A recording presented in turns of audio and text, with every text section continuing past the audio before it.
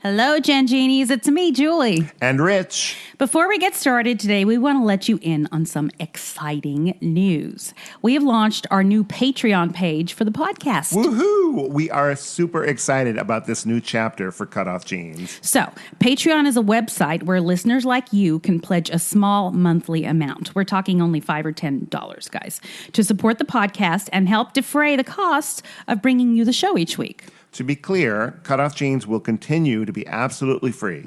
But to thank you for your support, we are going to offer our patrons some fun little extras. Like early access to the podcast every week, where you'll get to hear the latest episode before it's released to the general public. And why not make your friends jealous with exclusive patron-only CutOff Jeans swag? Fancy.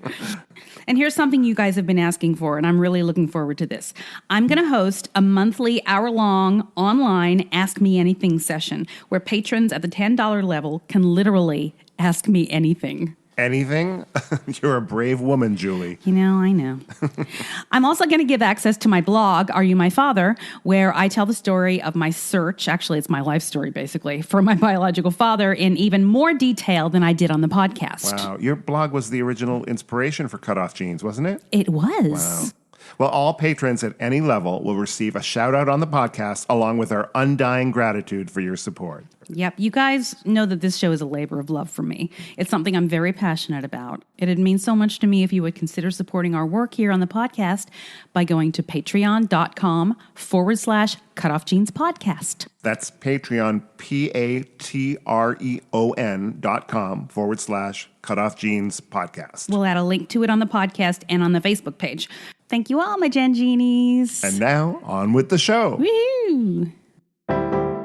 Is your family tree a mystery? Are you fascinated by genealogy? Well, hip, hip, hooray, let's talk DNA with Julie. The truth is in your genes. In CutOff Jeans. Welcome to CutOff Jeans, the podcast that helps you find your truth using nothing but DNA. I'm Julie Dixon Jackson. I'm a genetic genealogist, henceforth known as a Gen Genie. And I am Richard Castle, the co-host and producer of this podcast. Did you have a nice 4th of July, Julie? Nice is relative, I guess. I spent the evening trying to calm my poor dog. Exactly. That's what it's everyone who about. has a dog. Which is everyone, really. Yes. Yeah. And people, the people that live across the street from me do not have dogs, are not dog people.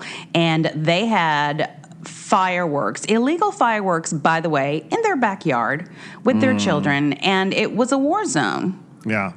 I don't know. I'm getting to the point where I just kind of don't have the greatest feeling about Independence Day as much as I used to, just because it doesn't have the same meaning that it used to for me.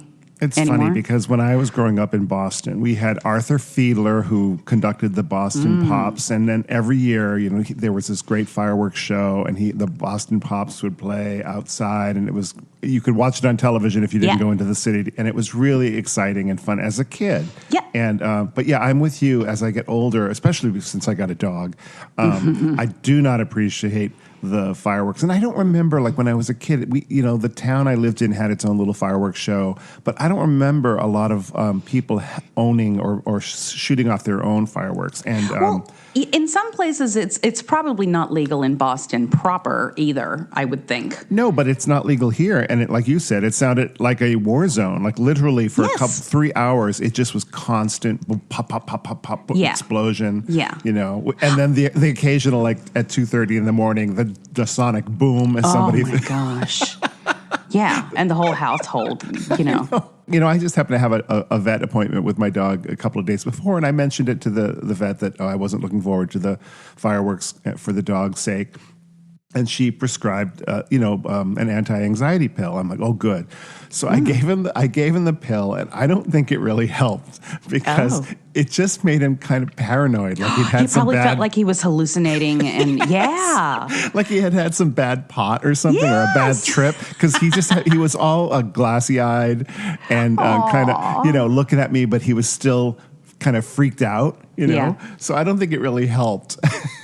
Probably not. It just made him loopy. One of the good things about Bijou, my 15-year-old Pomeranian, being deaf is that it doesn't affect him at all anymore. But poor Brooklyn, and she doesn't know what to do with it because, Right. I mean, she hates any loud noises of any kind. She hates it when the gardeners are here. Right. So, but she doesn't know what to do, and so she just walks to different people in the house and stands there looking at them like, "Help me! Why is this happening?" And you try to get her relaxed. I tried to get her to get up on the couch with me, and she didn't want to do that either. Well, I took Buddy up on my lap, and he's never done this before, but he peed a little bit on my lap. Like he's never, and I thought, oh my gosh, Yeah, so and then he's I genuinely distressed. Yeah, is this out of distress, or is this because he's on this, anti-anxiety pill that just made him so loose that he's so numb? He's just numb. He's like, this is all a dream anyway. So yeah, it was a nice 4th of July cleaning the urine off of my lap. Awesome. So, Julie, Yeah. Talk about cross-promotion in some way. I was so excited to find out that an old friend of mine from high school, who I really haven't been in touch with other than on Facebook, she did a shout-out to me on her podcast that I didn't even know she had. Really? Yeah, it was so exciting. So she has a podcast called Old Roommates, revisiting pop culture. And she, and I assume it was an old roommate of hers, they watch old movies from probably the 90s or something, and then they rewatch them and then talk about them and how their experience. Yeah, it's so fun. So anyway, she happened to do an episode on the movie Mommy Dearest. Now her name is Christina, and when we were in high school, that movie must have just come out. Because I would always say to her, Christina, get me the axe. And it was like this little private joke that we had. And whenever I'd see her, when I'd go back to Boston and see her, we always did that, and it was fun. And so she told that story on this podcast all these years later, and I was so thrilled. So I just sent her a little note thanking her and saying, hey, I'm going to give you a shout out on my podcast. So what's it called again? Say it again. It's called Old Roommates, That sounds Revisiting like fun. Pop Culture. Yes. Love it. Love it. It's kind of like what we do, only we're not supposed to. It's not that we're not. We can do whatever we want, Julie. That's right. It's our podcast.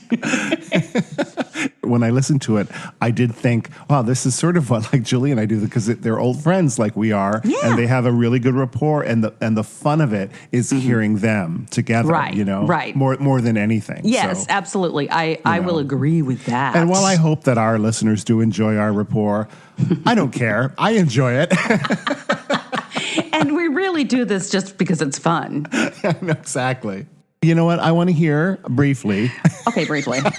Why you were in St. Louis. I saw on Facebook that you were in St. Louis. I was in St. Louis, and I mentioned it on the little mini-sode that I released last week. It's a mini-sode. A very special mini-sode. I went because, as I mentioned last week, with my friend Betsy from Walla Walla, to visit our friend from high school, Chuck, who lives there. He teaches acting at a university there, and his parents live there. And the main reason we were going were actually to visit his parents, because they were the parents whose house we always hung out in when we were kids, because they had a basement and a pool table, and it was just theirs was the house that we would go to. And they were always really cool, and they're lovely people. And Betsy is very much in touch with Jody, Chuck's mom, and she's been wanting to go visit her for a while. So she dragged me along, which was super fun. And we had a really good time despite some Uber malfunctions and a very long travel day the first day. But it was fun. I've never been to St. Louis, but I've always wanted to go. Even though I've been to St. Louis before, I always thought that the arch went from St. Louis or from Missouri to Illinois, because Illinois is right across the river from St. Louis. Okay. And I thought it went across the river. Did you think that? I never thought. I just know of the arch. I have no concept of where it is. I've always visualized it going across the river for some reason. But then we got there, and I was like, oh, it doesn't go across at all. I felt like an idiot. And then you realized you were staring at a McDonald's sign. It was the Golden Arches. Yes, a single arch. It was the Golden Arch. It's the Silver Arch. So, yeah, we had a wonderful time. Shout out to St. Louis. It's a beautiful city. I love it. Oh, wonderful. Well, welcome home. I'm glad you had a good time. And now let's talk about some DNA. Okay, I just read this story and went into yet another of my deep dives that I go into. So in Ireland, a woman was turning 70, and her son decided to give her a birthday present of helping her search for her biological mother. So she did that. Now, she was 70, and so they were thinking, whoever was helping was like, well, surely she's not going to be alive, but let's see what we can do. So they found her, and she had no memory of ever having a baby. Well, I mean, did she have any memory at all? I mean, she must have been 100. She was 86. So she was 16 when she had her. And it turns out it turned out to be a double whammy. So she found out that she had been placed in what used to be known as the Magdalene Laundries in Ireland. And they weren't only in Ireland, they were also in Australia, in England, and Canada as well. They were basically workhouses. And so she had been there, and the trauma that she went through there, I guess,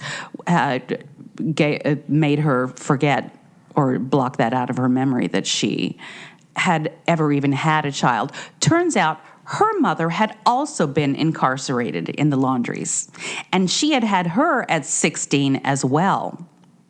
Wow.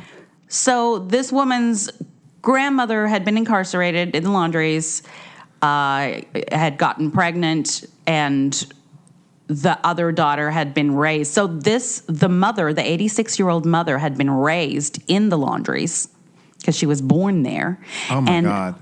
She herself had had a baby. We don't know how she got pregnant, but she had the 70-year-old woman now.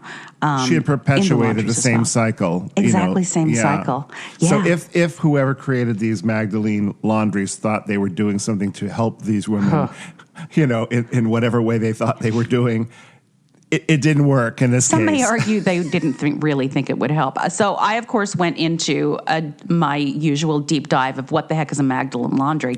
I've never heard that expression. It was referenced in this article, so of course I had to Google it. And there's a lot written about it, but I found this one very succinct, bullet point article that talked about it. Magdalene Laundries were institutions generally run by Catholic religious organizations that operated for more than 200 years from the 18th century to the late 20th century.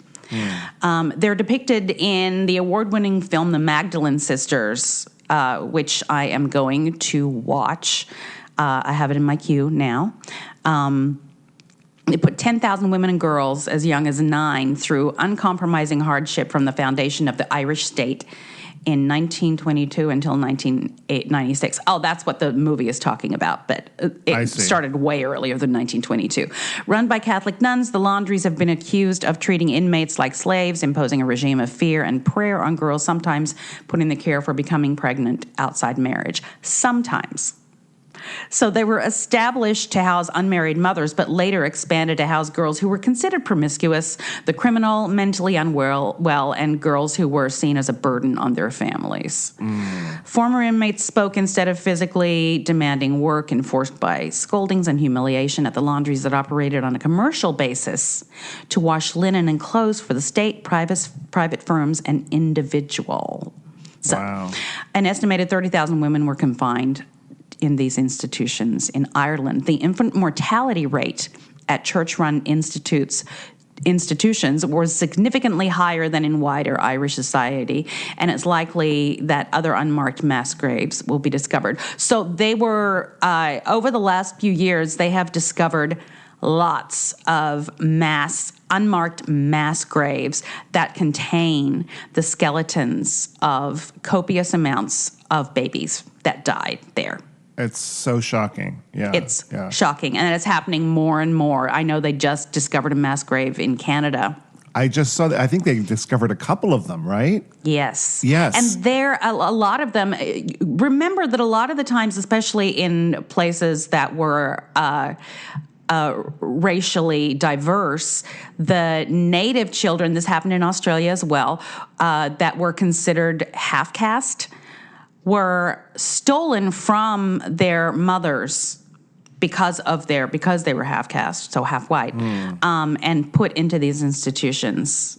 Right. I think that they said that these graves in Canada were indigenous peoples. Yes. Indeed. The Canadian, yeah. So it's really shocking. I mean, it's amazing we don't hear. Well, I mean, we are hearing about it now, but but it's on our radar. Yeah. As well. How many people? You never see it on. I never see it on CNN. You don't see it as a part of the evening news. It's just something that we see, and we probably only know about because of the internet. Right. Still. Poor Mary Magdalene, Yeah, she has a lot to deal with. Well, I mean, imagine long after your death, someone using your name to start this laundry that becomes infamous for mistreatment of women. Yeah. Right. Isn't that terrible? I hope nobody ever takes my name and starts a laundry like the Castle Fluff and Fold. Hundreds of years from now, I find out that, musical theater loving people were tortured because musical theater went out of style or was considered a sin or something. Oh, my Lord. Oh, but musical theater was considered a sin in our lifetime by some, Oh, well, depends on the show. There are a couple of shows I thought were a sin as well. Okay, well, that's one way of looking at it. And I've talked about before that the town that I lived in high school was very much dominated by the churches, the local churches. Yeah. And they had a lot of say in certain things. This particular church, they were it was like they were kind of Southern Baptist. You weren't allowed to dance socially, go to social dances. But you were allowed to sing. And so the musicals were always questionable as to what was acceptable in the public school there, by the way. But the most interesting thing for me was that one year we did Guys and Dolls, which is about gambling and stripping, basically. That's true, right? Yes, although a bushel and a peck. Yes, although the ultimate story of it is about the Save a Soul mission, who basically, I guess, in the end, won. Yes. If you look at it that way, but we were allowed to do that, and the reason we were allowed to do that was because out of the two choices, the other was Fiddler on the Roof, and that was considered too ethnic. I remember doing shows in high school that, in hindsight, I had no idea what I was actually talking about. I was just saying the lines, pretending I knew what it meant, but I didn't. Yeah. It's like when you were in Jesus Christ Superstar. As you were singing, I Don't Know How to Love Him, you had no idea what a Magdalene Laundry was. Yes, I have nothing to add to that. That was, it's good. It's good. We will say that her costumes were very neatly laundered, and perhaps that has something to do with it. Oh, it all ties in. Yes. See what you did there? Yes. Yeah. Let's bring it it's all good. home. It's really good. Okay, I want to move on to a book nook, and it actually, I decided to put it here because it kind of ties in with this other story in that just what women have been through throughout the centuries, and including just the last century. This book is The Guild of the Infant Savior by Megan Culhane Galbraith. And I've been reading it. It is so good and so well written and beautiful to look at. Well, give us the gist without any spoilers, in case anyone in our audience wants to read it. Yeah. Okay. Well, I mean, it's a memoir, so there aren't that many spoilers. But she talks about it's part memoir, part art project, and also goes into the history of these places. And it's called the Guild of the Infant Savior because that was the name of the unwed mother's home in New York City that Megan was born in. The Guild of the Infant Savior. Wow. And she does an entire chapter. It's kind of abstract. So some of the chapters are just lists or anecdotes. And it's kind of non sequitur, highly enjoyable. and makes you think. So regarding the name of the Guild of the Infant Savior, this one chapter just lists other names of places like this that have throughout history. And I'm going to tell you a few of them because they're interesting. The American Female Guardian Society, the Home for the Friendless, the Colored Orphan Asylum, Association for Befriending Children and Young Girls. Notice that it's always about the girls, the fallen girls, as if boys had nothing to do with it. Yes. Girls Town, Guardian Angel Home, Half Orphan Asylum for Destitute and Abandoned Children. Half Orphan? Hebrew Orphan Asylum, blah, blah, blah. Home for Friendless Females or Children. Home for Friendless Females. Yeah. Wow. Home for idiotic, feeble-minded, paralytic, and deformed children and adults. Oh, that would be a hard one to put on your resume, you know? Indeed. Yeah. I worked at the home for the, what is it, feeble-minded. Idiotic, feeble-minded, paralytic, and deformed. Oh, that's just wow. So sad. Yeah. Yeah. Wow. New England Home for Little Wanderers. Oh.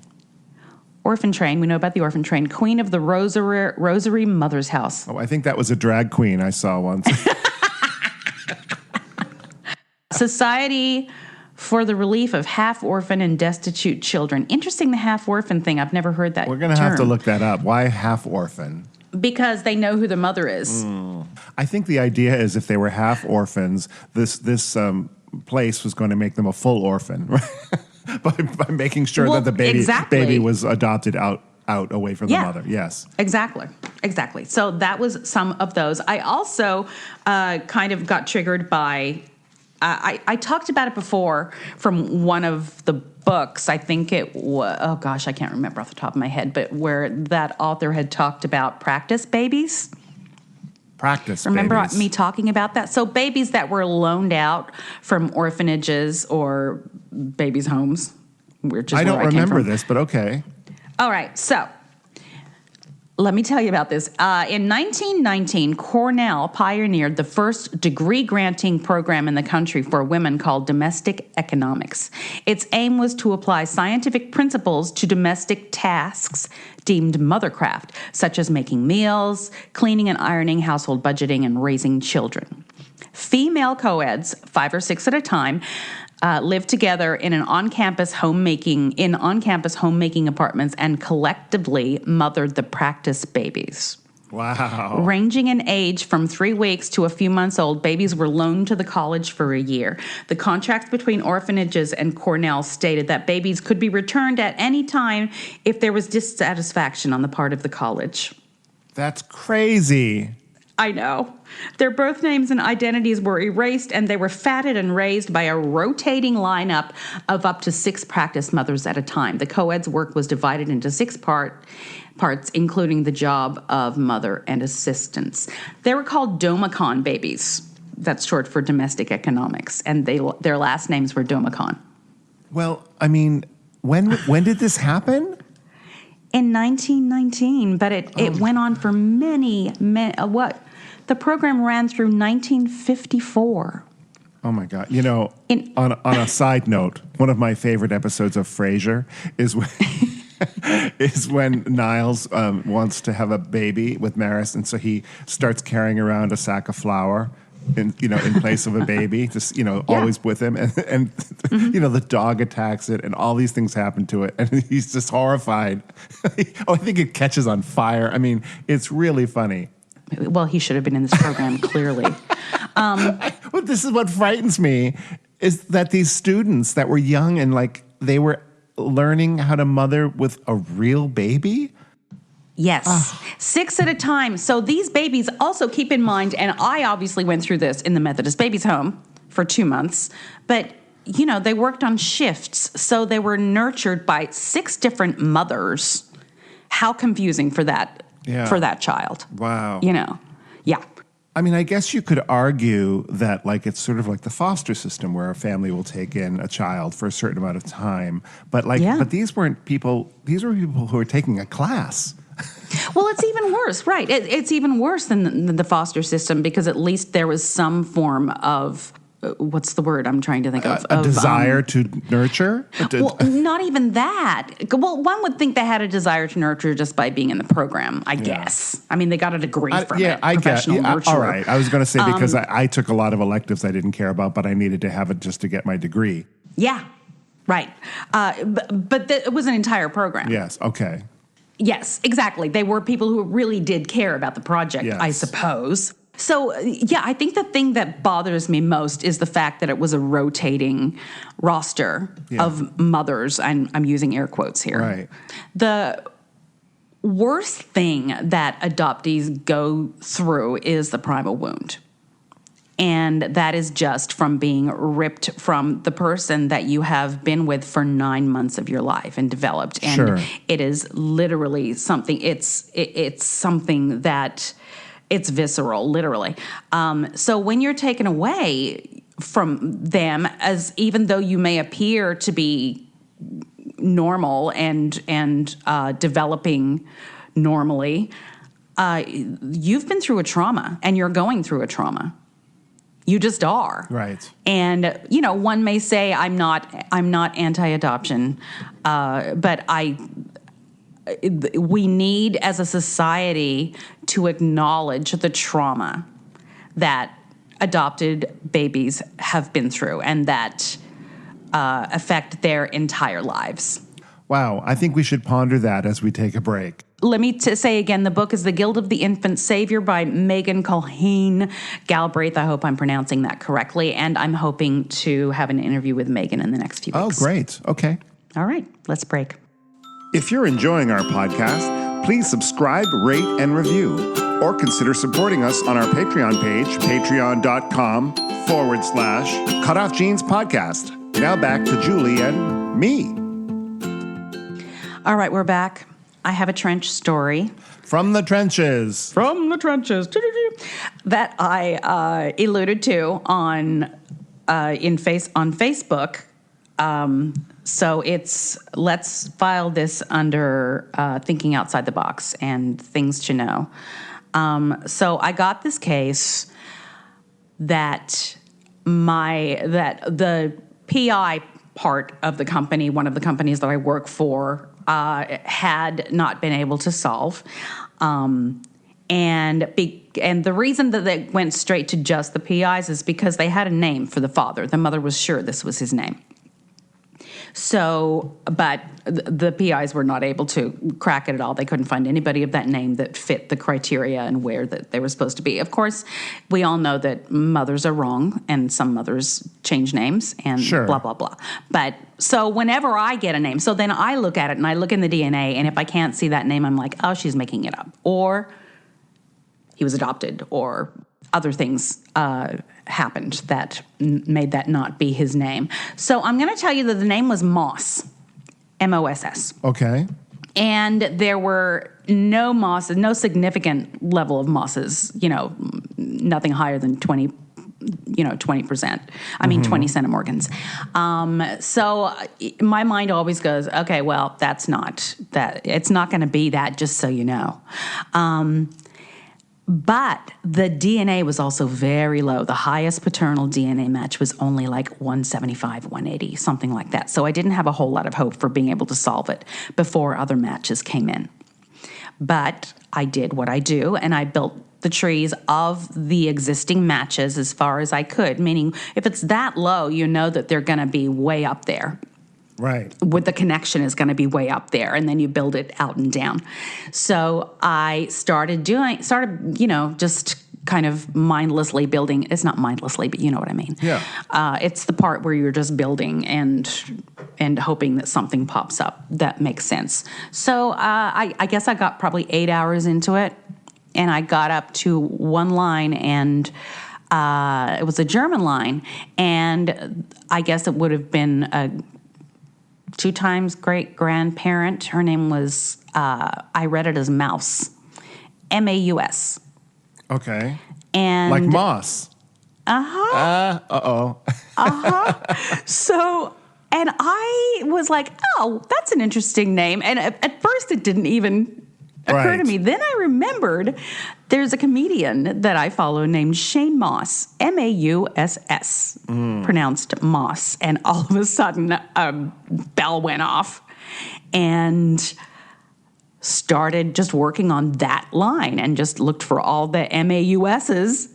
And I guess within an hour, I'd found the guy. Wow. And his name was Moss, spelled M-A-U-S, but I guess the mother had never seen his name written down and just thought it was M-O-S-S. Oh, how interesting. So I solved it. I solved this case that I really didn't have a whole lot of solving in a timely manner anyway, in like 9 hours. See, and you can get lucky sometimes, and not just luck. Not just luck. I'm not saying that you didn't have the skill and to notice that spelling. It was my skill. Well, no, it's true though, because even in a computer, if you were trying to look for a match, a computer would not match mouse M-A-U-S with M-O-S-S. Well, and that's what that's what I love about Ancestry is that its searching mechanism is very helpful. I mean, that's how you can find, if you search for a name in a tree, if somebody has an existing tree, or if somebody has a private tree but is searchable. If that name is in the tree, if you put it in the search bar, it will come up as being in their tree. You can't see the tree, but at least you know that name is in their tree. I see. Yeah. Which is that's what private searchable tree means, because you have two options to have a completely private tree or a private tree that is searchable. Right. So then you can reach out to them to say, I understand you have this name in your tree. Would you share it with me? Yeah. Because I'm looking for connections to that line. It's like a card game, Do you have any mosses? Oh. Go fish. There's something to that. I also want to say that it brought up that I don't know if you remember this, but there was two great graphic novels by Art Spiegelman called Maus and Maus 2, M-A-U-S. Had I known that, I would have. It's about the Holocaust, but it's the Jews are depicted as mice, and the Nazis are cats, and it's amazing, very famous graphic novels done probably 30 years ago now. But Art Spiegelman. And that just goes to show that the more knowledge we have and the more about anything and everything, the more that this is called education. Do you know what I'm saying? Yeah, though? But because sure. That would never have occurred to me had I known about this graphic novel. From now on, I'm always going to ask about graphic novels. I mean, I don't even really read them because I'm a student of the Holocaust. I bought it years ago, and it was so moving and so well done, and such a brilliant idea, Oh yeah. So anyway, it was just in my mind when you said the Moss, M-A-U-S. Yeah. Well, you immediately said, "Oh, Moss," and I read it immediately as mouse, and it wasn't until I thought about Shane Moss that I realized, he spells it that way. Yeah. Right. Yeah. So you were able to solve the client's case. Good for you, Julie. I solved the client's case. And then there's another case within my company that somebody solved, and the client, the family that was found has been looking for her, and they're very excited to talk to her, and the client doesn't believe the DNA. What do you mean she doesn't believe it? She doesn't believe it. She feels like she's being bullied into believing something that she doesn't think is true. But she's the client, right? I know. So why did she go searching for something if she wasn't going to believe the result? I don't know. It's not my case. But I'm very confused as to what she is. I don't know whether it doesn't, the findings don't fit the idea that she had of who these people were. Right. But she wrote a letter to the owner of the company saying that the genealogist who was working with her, who is, I know she knows what she's doing, that she felt that she was bullied into believing some kind of pseudoscience. That's so weird. I know. I might believe that if this was someone who was found who didn't go out searching, like someone who just suddenly was contacted and like, oh, I don't believe in that stuff, even though it's ridiculous not to believe in it. But right. I mean, I think she always wanted to find them. I'm sure she probably, I bet she took DNA because the company suggested it to do the DNA. I bet originally she'd contacted the company saying, I hear you find people, can you find my family? And they probably said, you need to take a DNA test. And I don't know, it's odd though. I can't wrap my head around it. Well, we do live in a time where people can choose to believe in facts and it's accepted whether they believe or not. Like, oh, it's all right, we're supposed to allow that you don't have to believe in science or, it doesn't make any sense to me. But yeah, it's not an opinion. Right. That's exactly. The hardest thing for me to say, well, I can have my beliefs. I'm like, you can have your beliefs, but if they're not based in science or facts, it's just a... It's like the Flat Earth Society, right? You're like, well, wait a minute. What, the Earth isn't flat? What are you talking about? My world was just blown, and by world, I mean that flat surface that goes on. All right, shall we take a break? Let's do that. All right. Thank you for listening to CutOff Jeans with Julie Dixon Jackson and Richard Castle. You can support us by going to patreon.com/CutOff Jeans podcast. Now, back to the program. All right, we're back, and it is time for part 2 of Christy Jacobs' epic Odyssey. So we had Christy on the mini-sode last week, tell the first part of her story. And in a nutshell, she was raised thinking that her father was her birth certificate father, basically. She found out at some point that he was not. I guess her mother or her grandmother let her know in a not-so-nice way. And then her mother tried to convince her that it was her second husband who she had met earlier in life. And so that's where we are with that. And there's so much more. So, listen to this part, and we'll see you on the other side. If Ronnie couldn't figure it out, I'm just kind of like, whatever, then. I'm kind of done. I'll just check my account every now and then and see if a sibling pops up or whatever. Mm-hmm. And now I'm going to fast forward through the future to 2 Fridays ago. Oh, Friday before the Friday before Father's Day. Of course. I got a message on Messenger from Tiffany. And she's like, she introduced herself, and I don't check Messenger very often, and I'm hardly ever on Facebook. So she'd been trying to reach out to me, but she's like, I would like to talk to you. This is my phone number. I recently set up an Ancestry account for my future son-in-law, and we just got his results back. And when I was putting his tree together, you popped up on his tree as a close relative, but no one knows who you are. Mm-hmm. And she's like, I think that you've been searching for some answers, and I think I have some answers for you. Mm-hmm. Girl, my heart fell to the floor. Just fell. That's amazing. I'm just like, I called my best friend of like 17 years because she's been on this journey with me, and her husband's actually going through kind of the same thing, searching for his biological father. Mm-hmm. Although his biological mother is alive, but she will not give him any information. Oh, yeah, that happens. That'll be the next podcast, right? Yeah. So, anyway, that was my story. But anyway, go ahead. Oh, it was? Oh, my gosh. It happens a lot. Yeah. So my girlfriend comes over here, and her husband comes over to my house. And I'm like, okay, I'm gonna call Tiffany. I'm going to put her on speaker because I'm not sure if I'm going to be able to take in any information she tells me because I know I'm going to be in shock. Yeah. And I needed someone else to be able to absorb it. So I call her, and she's like, and I'm like, I see that this person that you created this family tree with is showing up as a first cousin of mine, but that doesn't make sense because, number one, he's so young. And the difference in his centimorgans, is that what you call it? Yep. The CMs? Yep. The difference between what I share with him and my half-sister is less than 400. Okay. So he was so close. So I was like, no way, he's just a cousin. There's just no way. And so when I was talking to her and I told her my story about my mother and stuff, and she's like, well, are you ready for this information? I said, I don't know, but just hit me with it. And I'll figure it out. That's what I've always done. And so she was like, well, he's not your first cousin. He's your half nephew. Okay. And my heart's just beating. And she's like, your biological father's name is, Larry Cole. I don't know if I can say that out loud, but I'm saying it. Okay.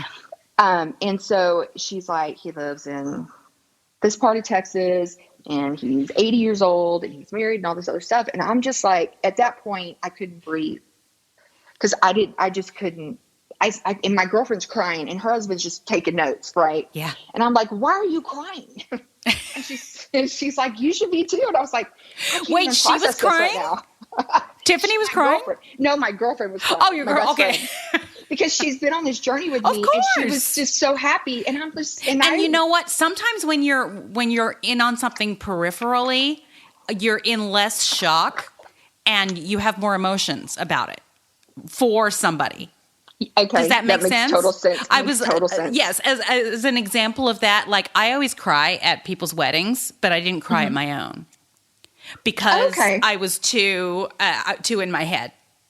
Gotcha. Yeah, and there's just too much going on. Anyway, go ahead. That makes total sense. All right. So we finished talking to Tiffany, and then I was just like, can I keep in contact with you? And she's like, absolutely. And so I sat there for a while, and I was just like, I don't even know what to do with this information. What do you do now? I have this information. I have this man's phone number. I have his address. Mm-hmm. I have, by the way, another half sister and a half brother through this person. And what do you do? Like, because I don't know anyone in my situation. So this gets better.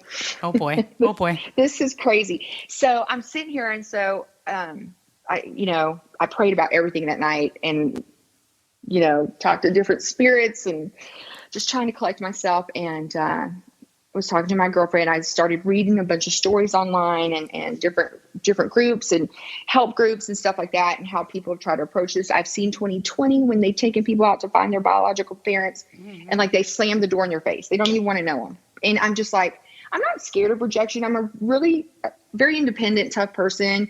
I'm very black and white. I don't get flustered really easy, but this situation has, if you didn't know that's the person I am, you would have thought that I was a completely different person. Yeah. Okay. Because usually I'm just a problem solver, and I know I'm like, okay, if this is a problem, let's work backwards, and this is how we're going to solve it. Right. So I'm like, okay, I'm not going to write him a letter. I try to call, the phones are disconnected. I finally found another phone number, call it, and an older woman answered the phone. Okay.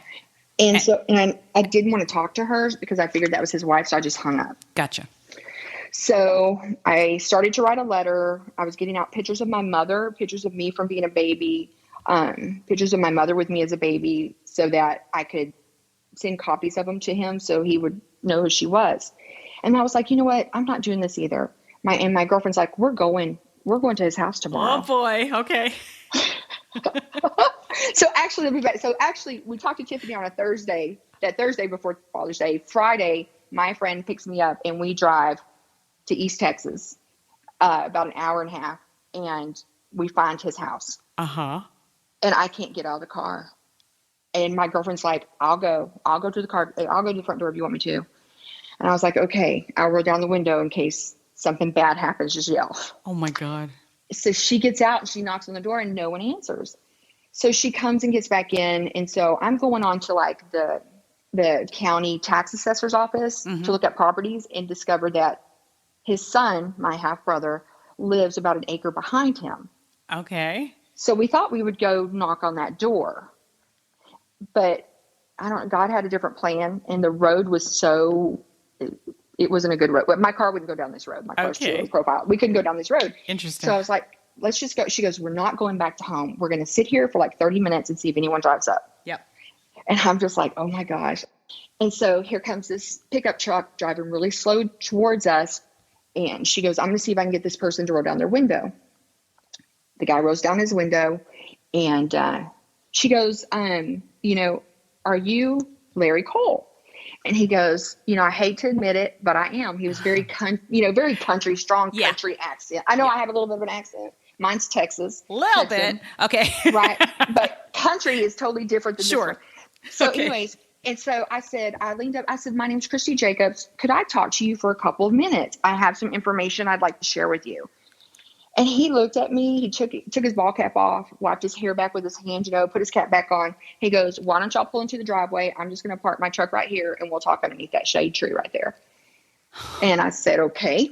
And so he gets out and he comes in, He's real tall and lanky.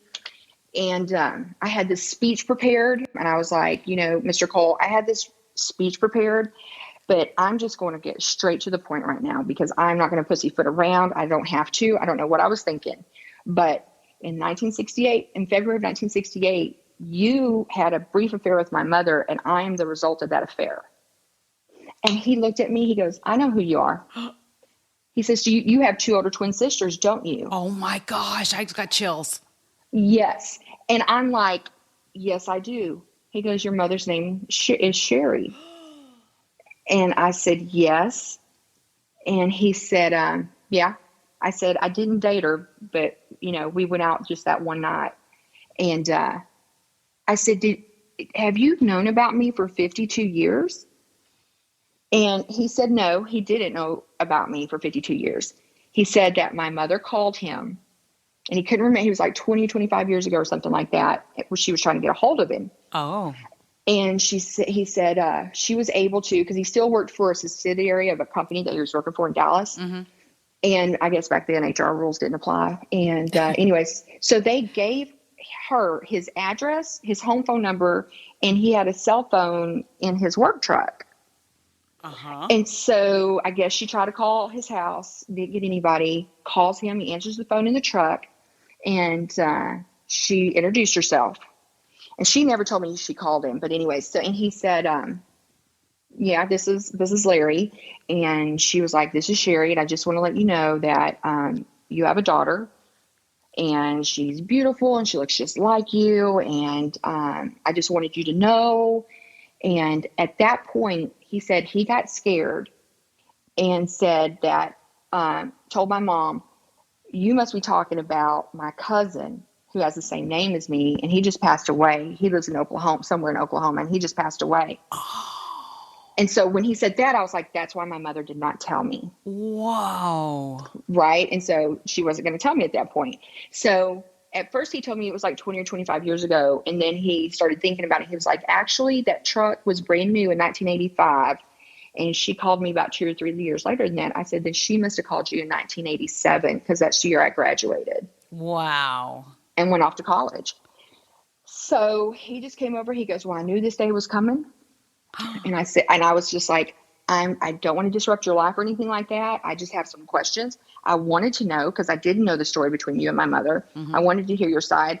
And I want to know if you have any really, crazy genetic diseases or anything in your family, because I have 2 sons that are your grandsons. And if you have anything like that, I want to let them know. And he was interested to know some stuff about the boys, but I didn't want to share a lot. Yeah.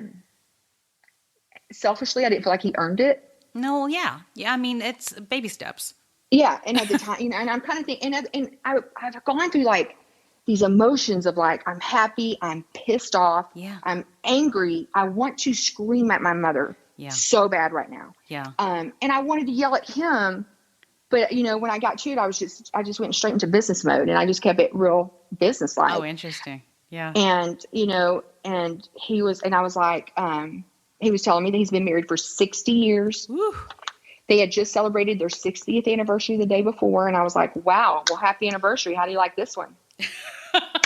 This present, right? And I said, well, where is your wife here? And he said, no, she's at the beauty parlor, but she should be coming home pretty quick. And I said, well, we're going to leave, and I just, and I wasn't given any information, phone numbers or anything. I was just like, we're going to go. Thank you very much, kind of thing.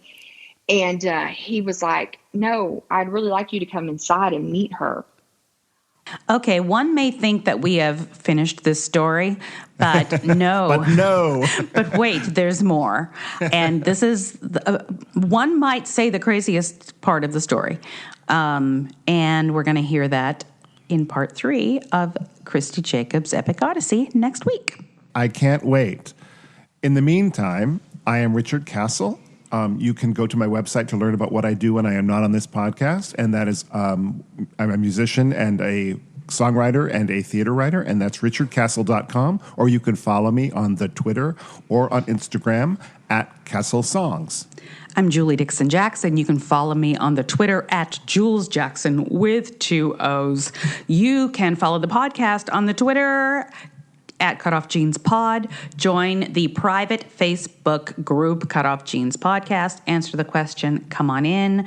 The water's fine. If you would like to reach out to me personally, if you would like to consult with me about helping to find your family or look at your DNA, give me a jingle. No, don't give me a jingle. Give me an email at Jules Jackson with 2 O's at cutoffjeans.com. I gave you a jingle, Julie. You did give me a jingle. I wrote it for you. I sang it for you. You did indeed. And I helped. And ever since then, how many episodes, I don't even know now. So many. We have always ended it with this, Julie. The truth is in your jeans.